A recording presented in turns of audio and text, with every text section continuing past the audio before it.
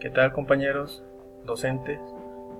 Buenas tardes. Les vengo a presentar mi investigación documental y de campo sobre atención del paciente quemado en el área prehospitalaria. Mi nombre es Luis Ariel Hernández Rodríguez y vamos a comenzar. Como tal, aquí les doy una pequeña introducción.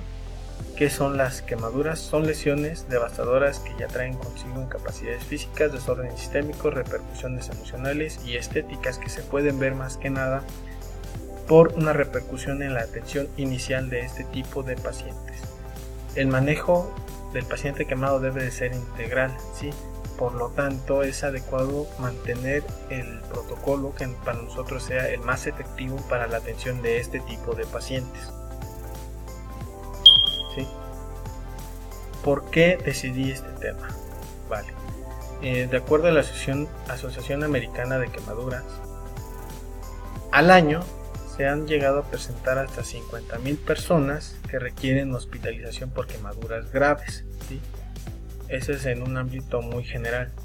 Aquí en el país, en México, el Sistema Nacional de Vigilancia de Epidemiología lo comprendí en un periodo del 1 de enero del 2009 al 31 de diciembre del 2011, que fue la tasa de incidentes más grande. Se llegaron a presentar 262,305 personas, ¿sí?, con quemaduras importantes o graves, ¿sí? A la fecha, que viene siendo a partir de este año del 2019, de enero a abril, se han llegado a presentar 1,423 pacientes quemados en la República Mexicana y se han llegado a presentar mayor tasa de incidentes en el estado de Guanajuato.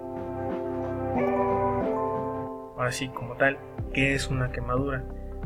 Basándome en las bibliografías que llegué a consultar, que vienen siendo el PHTLS, el ABNS, el ATLS e inclusive algunas páginas de internet, llegué a encontrar diferentes tipos de definiciones. Algunas son complementarias a otras, ¿vale? Por eso es que aquí integré lo mejor posible la definición como tal de quemaduras, que viene siendo lesión a tejidos blandos, tejido adiposo, músculo, hueso y órgano, ¿sí? Y eso dependiendo de si la quemadura se encuentra en cráneo, en tórax o en abdomen, ¿vale? Causado por un agente externo, ya sea generado por radiación, químicos, electricidad, físicos o cualquier otro medio de calor. Bueno, como les decía, aquí consulté algunas bibliografías, entre ellas me mencionaban hasta 4 grados de quemaduras, ¿sí? Que por lo real pues nada más conocemos hasta 3, ¿sí? Pero como en el PHTLS menciona un 4º grado de quemadura, ¿vale? Aquí les explico cuáles son, que vienen siendo la de 1er grado, lesiones a epidermis, las de 2º grado, que vienen siendo lesiones a dermis, y es aquí donde digo que tienen un poquito de conflicto, ya que menciona que en las de 2º grado se pueden dividir ya sea en superficiales, que vienen siendo más que nada parte de epidermis y dermis, y las profundas, que vienen siendo ya dermis y como tal el tejido adyacente o tejido adiposo, ¿vale? Quemaduras de 3er grado, que vienen siendo ya como tal lesiones al tejido subyacente o a la hipodermis, ¿sí?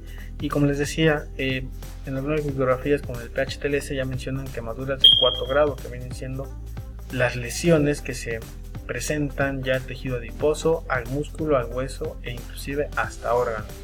De este lado podemos ver inclusive las imágenes, ¿vale? Bueno, ahora sí pasamos a la atención como tal del paciente quemado. ¿Qué es lo primordial en este tipo de pacientes? Número 1, nuestra seguridad, ante todo, ¿no? Por eso es importante reevaluar y checar la escena constantemente, ¿vale?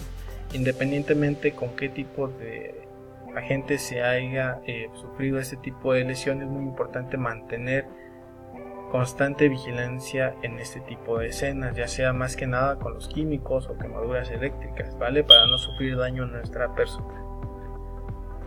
La valoración primaria, como saben ustedes, empieza desde un estado de conciencia y posterior a ello continuar con nuestro ABC y DIA, ¿vale?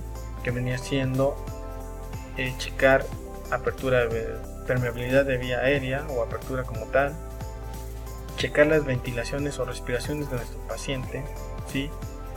revisar el estado de circulación, hemorragias presentes o algún tipo de lesión importante que pudiéramos llegar a visualizar, ¿vale? Volver a reevaluar el déficit neurológico de nuestro paciente, que en primera instancia ya lo hicimos, pero aquí lo complementamos con la escala de coma de Glasgow, y posterior a ello exponer adecuadamente a nuestro paciente para visualizar o buscar más lesiones que pudiese llegar a presentar. Posterior a ello, pues continuamos con la evaluación secundaria, ¿sí? La evaluación primaria se tiene que hacer, acuérdense, en un mínimo de 10 minutos en la escena. Hay que darle la mayor atención posible durante el menor tiempo, ¿vale? Para que el paciente pueda llegar a recibir la atención continua en el hospital para una mejor recuperación. En la evaluación secundaria lo único que vamos a hacer es reevaluar desde el estado de conciencia hasta nuestro ABCD y E, ¿vale? Revisando en cada uno de los puntos el tratamiento que se le dio a cada tipo de lesión, y posterior a ello definir a dónde será trasladado. Si en nuestra ciudad tenemos como tal un hospital para este tipo de pacientes, trasladados inmediatamente a esa zona, pero cuidando muy bien que la lesión que lo vamos a trasladar sea por quemadura.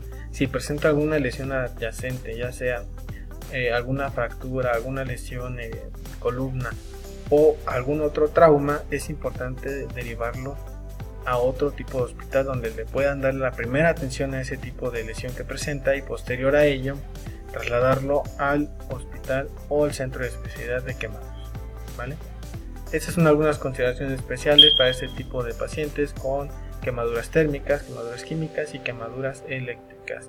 Es muy importante que en este tipo de pacientes seamos lo más concisos, los más responsables y le demos la mejor atención, ¿vale?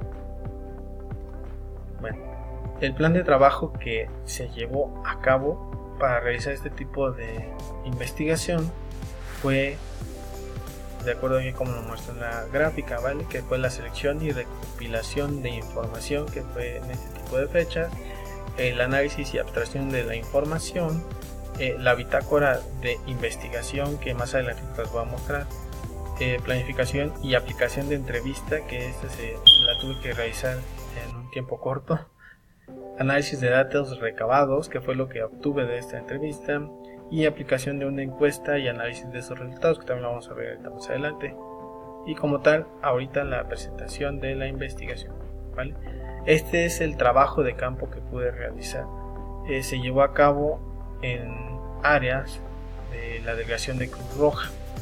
También quise incorporar hospitales, pero por falta de tiempo de personal como tal del hospital y de su servidor ya no se pudo llevar como tal muy bien adecuado, ¿no? Aquí se puede acudir con Cruz Roja Mexicana, ¿sí? En un turno, ¿vale? De 8 horas, y en ese turno no se presentaron tantos incidentes de este tipo. Más que nada lo que pude ahí recabar fue información de compañeros que me expusieron ciertos casos, y de ahí seleccioné como que los más adecuados para poder explicar o determinar aquí el diario de campo. Para la planificación de la entrevista y la aplicación se llevó a cabo a 5 personas, de las cuales 2 eran médicos generales, 2 médicos generales y 3 personas más que son técnicos en urgencias médicas. Con los médicos me pude dar cuenta que se maneja cierto tipo de atención diferente, obvio, es muy obvio, hacia este tipo de pacientes, porque ellos lo manejan en un área intrahospitalaria, ¿vale? En un ambiente más controlado, ¿vale? Y con los compañeros, pues me pude dar cuenta también que hay cositas que concordaban y no concordaban a raíz de las bibliografías o de la capacitación que han recibido actualmente. Y aquí podemos ver más que nada la encuesta que se aplicó a 10 personas, de las cuales algunas son 3 mujeres y las otras son hombres, y entre ellos la mayoría son técnicos en urgencias médicas, técnico en la atención médica prehospitalaria, y 2 personas más son médicos generales, ¿vale? La primera pregunta que se les hizo, ¿qué es una quemadura? Ellos me definirían qué es como tal una quemadura. La respuesta que tuvo más incidencia o más alta expectativa fue la respuesta A, que vendría siendo lesión resultante de la exposición por contacto directo o indirecto con calor, corriente, electricidad, radiación o agentes químicos. En la segunda, ¿en cuántas capas se divide la piel? Vale, aquí también la que tuvo mayor respuesta fue la B, que venía siendo epidermis, dermis, hipodermis o capa subcutánea. Aquí también podemos checar en cuántos grados se dividen las quemaduras, que aquí pues donde un poquito más de discordancia por los tipos de literatura que llegaron a utilizar, ¿vale? Que la más que se llegó a utilizar fue la opción B, que viene siendo quemaduras de primero, segundo, tercer y cuarto grado. La respuesta o opción C fue la quemaduras hasta tercer grado, ¿vale? Que es aquí donde digo que tienen un poquito de discordancia por cierto tipo de literaturas. Cuarto, son quemaduras que se caracterizan por ser de color rojo y por ser dolorosas, que vienen siendo las quemaduras de primer grado.